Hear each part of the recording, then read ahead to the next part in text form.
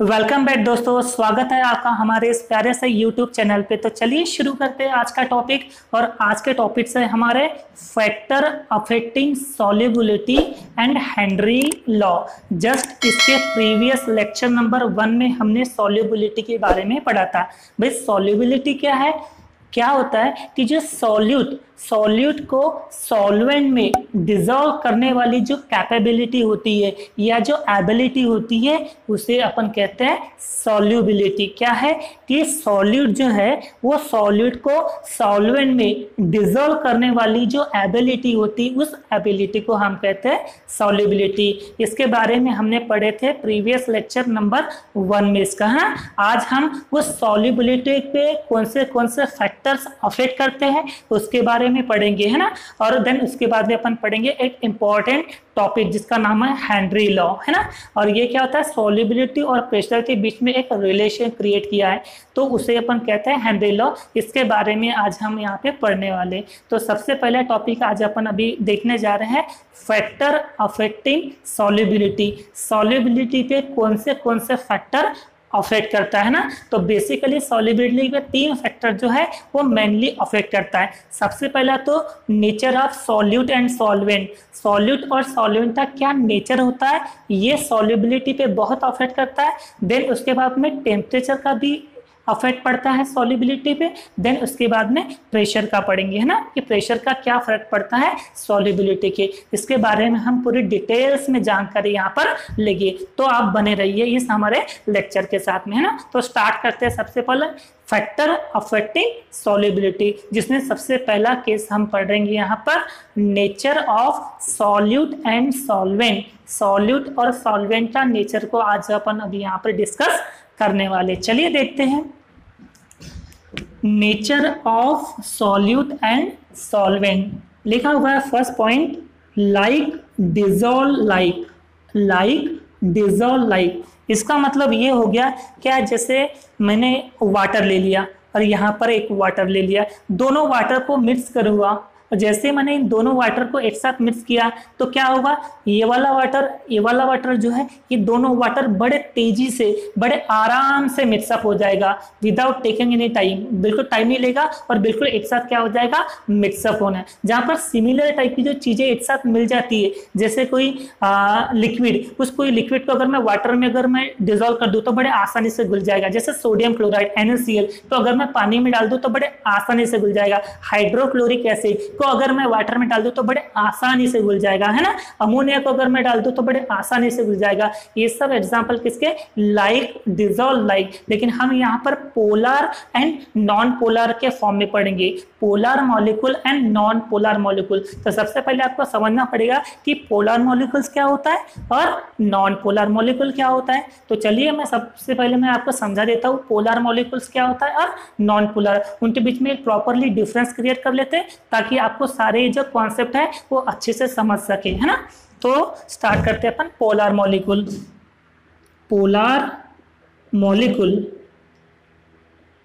और दूसरा कौन सा, नॉन पोलर मॉलिक्यूल। देखो बच्चों, ये पोलर मॉलिक्यूल एक्चुअली क्या होता है पता क्या, व्हेन 2 एटम्स, जब कोई 2 एटम उनके बीच में अगर कोई भी इलेक्ट्रॉन की शेयरिंग अगर नहीं होती, कोई 2 एटम्स है या 2 से ज़्यादा भी एटम्स हो सकते हैं और उनके बीच में अगर इलेक्ट्रॉन की शेयरिंग नहीं होती इन कोवेलेंट बॉन्ड में अगर कोई इलेक्ट्रॉन की शेयरिंग अगर नहीं होती उसे अपन कहते हैं पोलर मॉलिक्यूल। और जहाँ पर 2 या 2 से ज़्यादा एटम या मॉलिक्यूल्स के बीच में अगर इलेक्ट्रॉन की शेयरिंग होती है उसे अपन नॉन पोलर मॉलिक्यूल कहेंगे। बात समझ में आ रही है। अच्छा, ये जो शेयरिंग ऑफ इलेक्ट्रॉन है ये कैसा, जैसे देखो, जैसे मैं नॉन पोलर का एग्जाम्पल देता हूँ। नॉन पोलर के एग्जाम्पल है H2, N2, O2, Cl2, CO2, C6H6, CCl4, C2H4। ये सब एग्जाम्पल किसके, नॉन पोलर मॉलिक्यूल के। H2 मतलब हाइड्रोजन, है ना, N2 मतलब नाइट्रोजन, O2 मतलब ऑक्सीजन, Cl2 मतलब क्लोरीन, CO2 मतलब कार्बन डाइऑक्साइड, C6H6 मतलब ये होता है बेंजीन, किसका, बेंजीन का। CCl4 क्या होता है, carbon tetrachloride, carbon tetrachloride. C2H4 क्या होता है? ये जो C2H4 है इसे अपन कहते हैं इथाइलिन, इथीन या फिर इथाइलिन, है ना। ये सब एग्जांपल किसके? Non polar molecule. तो देखो यहाँ पर अपन इलेक्ट्रॉन के शेयरिंग सीखते हैं ना। तो देखो अगर मैं एक मॉलिक्यूल लेता हूँ यहाँ पर, जैसे मैंने H2 मॉलिक्यूल ले लिया, क्या ले लिया? H2 molecule. अब इस H2 मॉलिक्यूल में देखोगे तो ये एक हाइड्रोजन एटम और ये वाला हाइड्रोजन एटम है ना, क्योंकि आप H2 को जब ब्रेक करोगे तो H प्लस H में ये डिवाइड होगा, राइट। और जब H2 को जब आप ब्रेक करोगे तो H प्लस H में डिवाइड नहीं होगा क्या? बिल्कुल होगा।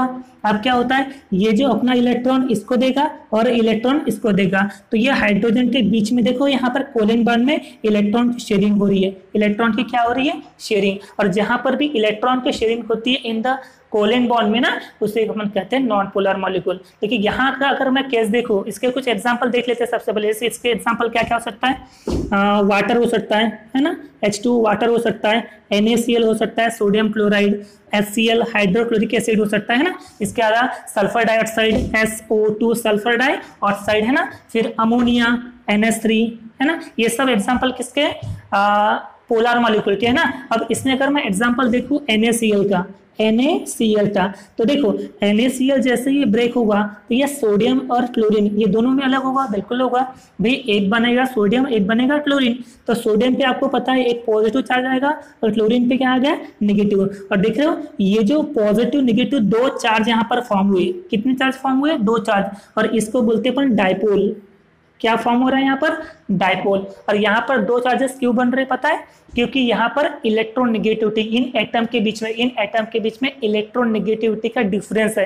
क्योंकि यहाँ पर इलेक्ट्रोनेगेटिविटी का डिफरेंस है, इसीलिए यहाँ पर दो चार्जेस में डिवाइड होता है, जिससे अपन डायपोल कहते हैं। और ये बात याद रखना है कि पोलर मॉलिक्यूल क्या होता है भाई? पोलर मॉलिक्यूल जो है ये एक ऐसे मॉलिक्यूल होते हैं जहाँ पर उन एटम्स या मॉलिक्यूल के बीच में इलेक्ट्रॉन की शेयरिंग होती है। और जहाँ पर भी इलेक्ट्रॉन की शेयरिंग होती है दैट मीन्स वो क्या है? Polar molecule. और जहां पर इलेक्ट्रॉन की शेयरिंग नहीं होती है उसे अपन कहते हैं नॉन पोलर मॉलिक्यूल। क्या कहते हैं अपन? Non polar molecule. I think ये सारी चीजें आपको समझ में आ गई होगी, है ना।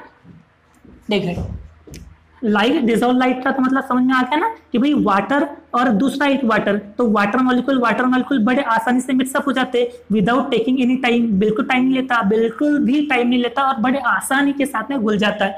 वही है लाइट, डिजॉल्व लाइट, है ना। अब वो जरूर है कि वो सेंस में हो, जैसे नमक, सॉल्ट अगर वाटर में डिजोल्व करोगे तो बड़े आसानी से घुल जाएगा, है ना। HCl को भी वाटर में डिजोल्व करोगे तो घुल जाएगा, है ना। उसके अलावा शुगर ले लिए, शुगर को वाटर में डिजोल्व करोगे तो घुल जाएगा, है ना। देखिए इसको हम पोलर और नॉन पोलर के फॉर्म में पढ़ेंगे, है ना। तो चलिए डिस्कस करते हैं सारे पॉइंट्स। पहले पॉइंट्स लिखा हुआ है polar solute dissolve in polar solvent. देखो पोलर सॉल्यूट जो है ये डिजोल्व हो जाता है किसमें? पोलर सॉल्वेंट में। पोलर सॉल्यूट मतलब यहाँ पर देखें तो जो सोडियम क्लोराइड जो है, जो कि एक सॉल्ट है, सोडियम क्लोराइड क्या है? सॉल्ट। दैट मीन्स ये क्या है? सॉल्यूट है। क्या ये? सॉलिड। और ये सॉलिड जो है किसमें डिजोल्व होता है? सॉल्वेंट में, पोलर सॉल्वेंट, जो कि क्या है? वाटर, है ना। तो यहाँ पर NaCl सोडियम क्लोराइड जो सॉल्ट है ये डिजोल्व हो जाता है वाटर में। तो इसका मतलब ये पोलर सॉलिड जो है किसमें डिजोल्व हो जाता है? पोलर सॉल्वेंट में, है ना। लेकिन यहाँ पर एक बात याद रखना है कि जो जैसे सॉल्यूट सॉल्वेंट या फिर सॉलिड सॉल्यूट या फिर सॉल्वेंट सॉल्वेंट के बीच में जो इंटरेक्शन जो होता है ना, इंटरेक्शन जो मतलब सॉल्यूट सॉल्वेंट और सॉल्वेंट सॉल्वेंट के बीच में जो इंटरेक्शन जो होता है तो इनका जो मैग्नीट्यूड होता है वो सेम होता है, क्योंकि इनके बीच का मैग्नीट्यूड सेम होता है, इसीलिए ये बड़े आसानी से लाइट डिजॉल्व लाइट हो जाते हैं। बात समझ में आ रही है? इनके बीच में देखो वही लिखा हुआ है because solute solvent and solvent interactions are all of similar magnitude, और सभी के मैग्नीट्यूड क्या होते हैं? सिमिलर होते हैं। बात समझ में आ रही है? देन उसके बाद में देखो क्या लिखा हुआ है, non polar organic compound like cholesterol dissolve in non polar solvent such as benzene. ये तो पोलर के केस में हो गया। नॉन पोलर के केस में देखोगे तो नॉन पोलर ऑर्गेनिक कंपाउंड जैसे क्या हो सकता है? कोलेस्ट्रॉल। क्या है अच्छा, कोलेस्ट्रॉल किसके फॉर्म में रहता है? ये वैक्स के फॉर्म में रहता है ना, वैक्स मतलब फैट के फॉर्म में, और फैट के फॉर्म में मतलब एक टाइप का क्या हो गया, वो सॉल्यूट टाइप का हो गया ना, और ये सॉलिड जो है बड़े आसानी से सॉल्यूट में घुल जाता है। कौन सा? लाइक बेंजीन, जो कि कौन सा है? नॉन पोलर का है। इसके अलावा शुगर डिजॉल्व इन वाटर, मतलब शुगर जो है ये वाटर में डिजॉल्व हो जाता है। क्यों? क्योंकि शुगर और वाटर के बीच में जो इंटरमोलिकुलर हाइड्रोजन बॉन्डिंग जो होती है, इंटरमोलिकुलर हाइड्रोजन बॉन्डिंग जो होती है, उनकी वजह से शुगर जो है ये प्रॉपर तरीके से वाटर में डिजॉल्व हो पाता है। क्या बोले अपने? शुगर वाटर में डिजॉल्व हो जाता है। क्यों? क्योंकि शुगर और वाटर के बीच में क्या है? इंटरमोलिकुलर हाइड्रोजन बॉन्डिंग, और इसी इंटरमोलिकुलर हाइड्रोजन बॉन्डिंग की वजह से शुगर जो है वो वाटर में क्या हो पाता है? डिजॉल्व हो पाता है। तो ये था हमारा पहला point, nature of solvent and solute. Okay,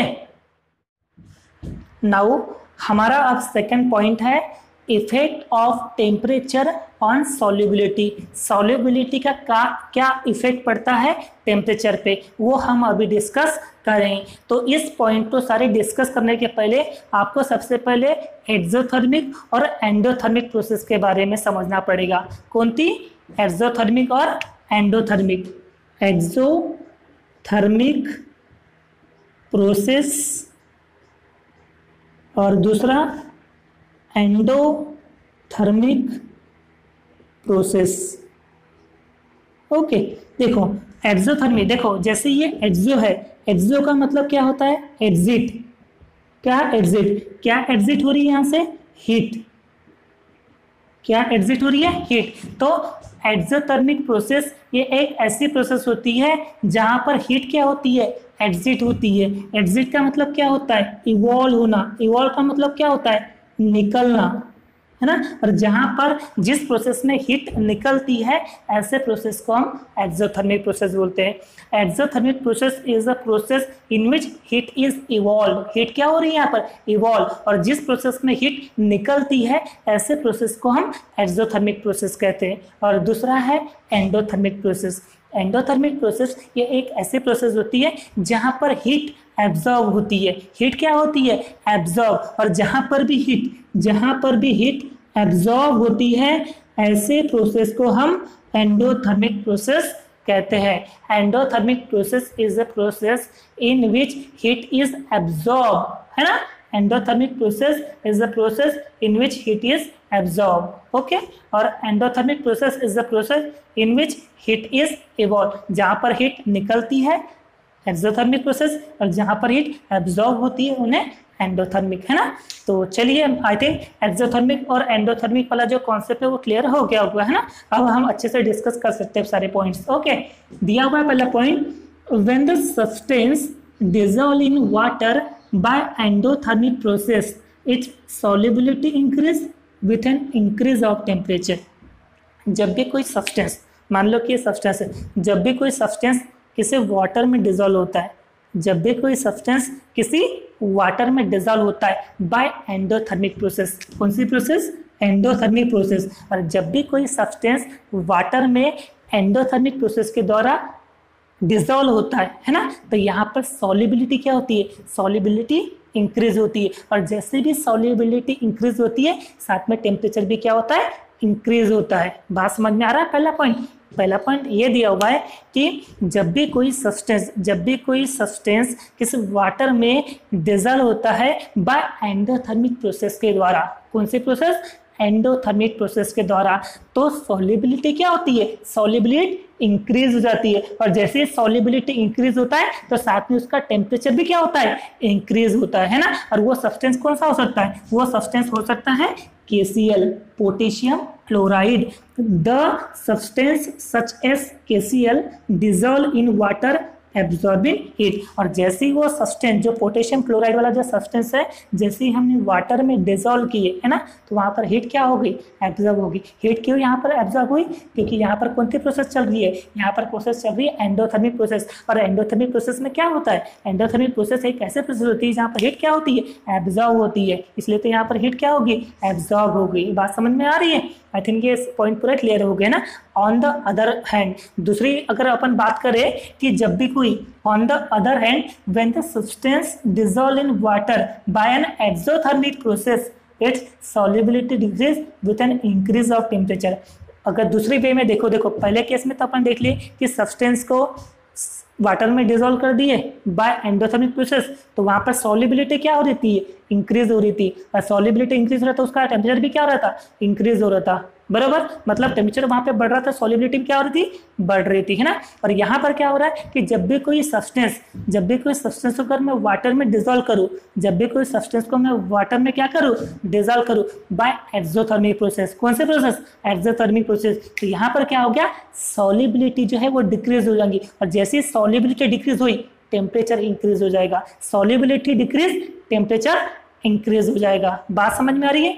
क्या बोले अपन ने, जब भी कोई सब्सटेंस किसी वाटर में डिसॉल्व हुआ बाय एक्सोथर्मिक प्रोसेस, कौन से प्रोसेस, एक्सोथर्मिक प्रोसेस, तो वहां पर टेम्परेचर क्या होता है, टेम्परेचर इंक्रीज हो जाता है, लेकिन सॉल्युबिलिटी क्या होती है, सॉल्युबिलिटी डिक्रीज हो जाती है ना। और वो सब्सटेंस कौन सा हो सकता है, वो सब्सटेंस हो सकता है CaCl2, कैल्शियम क्लोराइड हो सकता है। कौन सा, कैल्शियम क्लोराइड। और कौन सा हो सकता है, वो हो सकता है Li2SO4H2O, Li2 लिथियम, Li2 मतलब लिथियम, SO4 मतलब सल्फेट, H2 मोनोहाइड्रेट,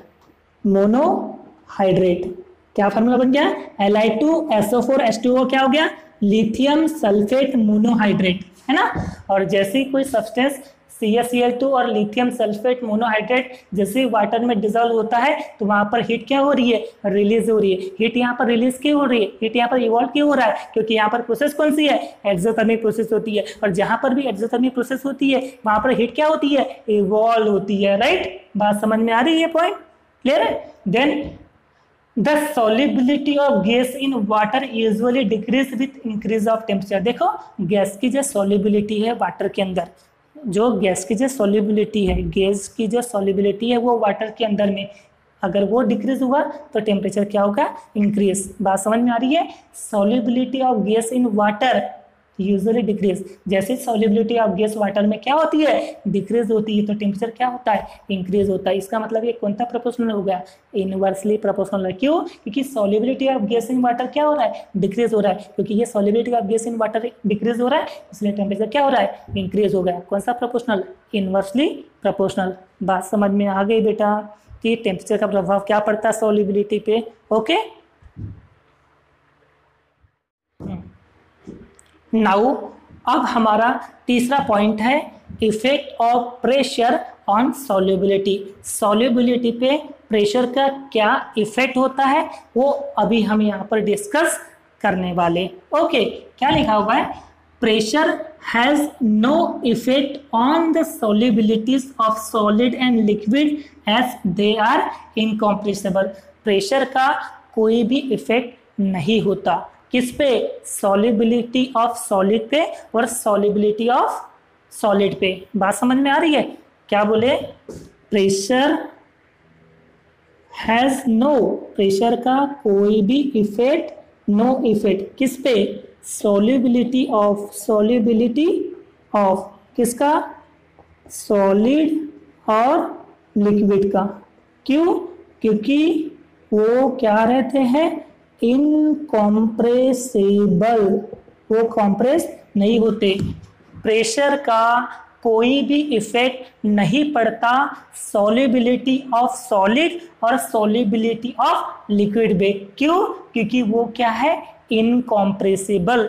प्रेशर का कोई भी प्रभाव नहीं पड़ता सॉल्युबिलिटी ऑफ सॉलिड और सॉल्युबिलिटी ऑफ लिक्विड में। क्यों, एज दे आर इनकॉम्प्रेसिबल, क्योंकि वो क्या रहते हैं, इनकॉम्प्रेसिबल। बात समझ में आ रही है। हाउ एवर, जबकि क्या होता है कि प्रेशर का ग्रेटली अफेक्ट पड़ता है, बहुत ज्यादा प्रभाव पड़ता है solubility of gas in liquid. Liquid में सॉल्युबिलिटी ऑफ गैस का बहुत ज्यादा प्रभाव पड़ता है। देखो नेक्स्ट पॉइंट वही दिया हुआ है, how ever pressure greatly affected solubility of gases in a liquid, जबकि प्रेशर का बहुत ज़्यादा प्रभाव पड़ता है किस पे, solubility of gas in liquid. The solubility of gas increases with increased pressure. जैसे जैसे आप प्रेशर को बढ़ाओगे, जैसे जैसे आप प्रेशर को बढ़ाओगे तो जो गैस की जो solubility है वो भी क्या होगी, बढ़ते जाएंगी. इसका मतलब प्रेशर और solubility ऑफ गैस के बीच में कौन सा प्रोपोर्शनल है, डायरेक्टली प्रोपोर्शनल. और डायरेक्टली प्रोपोर्शनल में क्या होता है, अगर प्रेशर बढ़ेगा तो सॉल्युबिलिटी ऑफ गैस बढ़ेगी, और जितना कम प्रेशर हुआ उतनी सॉल्युबिलिटी ऑफ गैस क्या होगी, कम होगी. तो यहाँ पर प्रेशर बढ़ रहा है, सॉल्युबिलिटी बढ़ रहा है, दैट मींस ये कौन सा प्रोपोर्शनल हो गया, डायरेक्टली प्रोपोर्शनल. तो वही बोल रहा है कि जैसे जैसे सॉल्युबिलिटी ऑफ गैस क्या होती जा रही है, इंक्रीज होते जा रही है, वैसे वैसे प्रेशर भी क्या होते जा रहा है, इंक्रीज हो रहा रहता है ना. और यही जो रिलेशनशिप है किसके बीच में, solubility of gas in a liquid और जो प्रेशर है, इनके बीच में जो रिलेशनशिप दिया है, ये रिलेशनशिप को बहुत अच्छे से एक्सप्लेन किया है किसने, हेनरी लॉ. किसने, हेनरी ने दिया है, उसका नाम है हेनरी लॉ, जो आगे अभी अपन इसके बाद में हम डिस्कस करने वाले. देखो नेक्स्ट पॉइंट दिया हुआ है, the relationship between gas solubility in a liquid and pressure is given by Henry law. Henry law के द्वारा एक लॉ दिया गया था, वो किस पे, सॉल्युबिलिटी ऑफ गैस, किस पे, सॉल्युबिलिटी ऑफ गैस और किस पे, क्या बोलते हैं, प्रेशर ऑफ गैस है ना. तो ये सॉल्युबिलिटी ऑफ गैस और ये प्रेशर, इसका जो प्रोपोर्शनल है वो क्या है, डायरेक्टली प्रोपोर्शनल. और जैसे जैसे solubility of gas in liquid बढ़ते जाएगा, वैसे वैसे प्रेशर ऑफ गैस क्या होगा, बढ़ते जाएगा. और इन दोनों के बीच में जिसने इसके रिलेशनशिप को एक्सप्लेन किया है वो है हेनरी, और उसने अपना एक लॉ बनाया और उस लॉ का नाम दिया है हेनरीज लॉ. क्या है, हेनरीज लॉ. और ये हेनरी लॉ जो है ये एग्जाम के पॉइंट ऑफ व्यू से बहुत ज़्यादा इंपॉर्टेंट है. ये चाहे बोर्ड हो, चाहे सीबीएसई हो, चाहे वो नीट हो, चाहे जेडब्ल्यू हो, चाहे एमएसटी सीट हो, चाहे एम्स के एग्जाम हो, हर क्वेश्चन में वो पूछता ही पूछता है. रिपीटेड क्वेश्चन में से ये हेनरी लॉ. तो इसके बाद में हम हेनरी लॉ की डिस्कस करने वाले हैं. ओके, नाउ अब हम डिस्कस कर रहे हैं वेरी इंपॉर्टेंट टॉपिक जिसका नाम है हेनरी लॉ. क्या, हेनरी लॉ. चलिए अपन डिस्कस कर रहे हैं कौन सा लॉ, हेनरीज लॉ. तो सबसे पहले इसका स्टेटमेंट देख लेते हैं, क्योंकि एग्जाम में क्वेश्चन आपको क्या समझेगा, state and explain Henry law. Henry law को एक्सप्लेन भी करो, उसका स्टेटमेंट भी दो. तो सबसे पहले हम यहाँ पर क्या देते हैं, स्टेटमेंट. क्या, स्टेटमेंट. तो कैसा लिखेंगे अपन, Henry law, Henry's law is